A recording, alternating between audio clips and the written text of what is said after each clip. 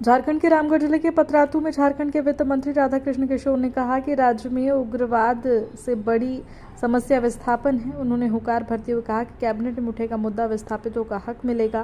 दरअसल झारखंड के वित्त मंत्री राधाकृष्ण किशोर और उनके साथ झारखंड कांग्रेस प्रभारी के राज्य में विस्थापितों की पीड़ा समझने पतरातू सोमवार को पहुंचे थे। इस दौरान विस्थापितों ने आरोप लगाया कि भूमि अधिग्रहण कानून 2013 में स्पष्ट है कि अधिकार मिलने के बावजूद आज भी उन्हें ना तो मुआवजा मिला है और न ही पुनर्वास। ग्रामीणों ने राज्य सरकार से कानून को पूरी तरह लागू करने और लंबित मामलों का जल्द समाधान करने की मांग की है। वहीं विस्थापन के मुद्दों को लेकर राधाकृष्ण किशोर ने कहा कि यहां आने का उद्देश्य राजनीति नहीं बल्कि विस्थापित की पीड़ा को समझना है। उन्होंने कहा कि कांग्रेस हमेशा समाज के कमजोर और वंचित वर्ग की आवाज बनकर खड़ी रही है।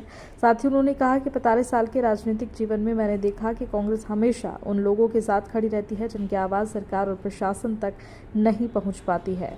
वहीं उन्होंने कहा कि पतरातू थर्मल पावर स्टेशन के लिए अधिग्रहित की गई जमीन को लेकर उन्होंने सवाल उठाए। उन्होंने कहा कि बिना सरकारी अनुमति के जमीन किसी अन्य संस्था को सबलीज पर नहीं दिया जा सकता। 222 एकड़ जमीन दूसरी संस्था को कैसे दे दी गई, इसकी पूरी समीक्षा और जांच की जाएगी।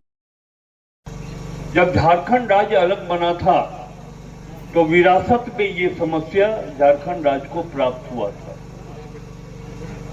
मेरी व्यक्तिगत अवधारणा है कि झारखंड में उग्रवाद की समस्या से बड़ी समस्या विस्थापन की समस्या मैं मानता हूं। उससे बड़ी समस्या है ये। एक व्यक्ति जो इस धरती पर जन्म लेता है और उसके पूर्वज बहुत मेहनत मशक्कत करके जमीन आशियाना बनाते हैं, थोड़ा मोड़ा जमीन होता है, खेती करते हैं, परिवार को चलाते, बच्चों को पढ़ाते, और विकास के नाम पर अगर उनकी जमीन कोई ऐसे कंपनी लेता हो जिसके कारण वो विस्थापित होता है। मैं इस बात को भी मानता हूं कि विकास भी जरूरी है, लेकिन कांग्रेस पार्टी का ये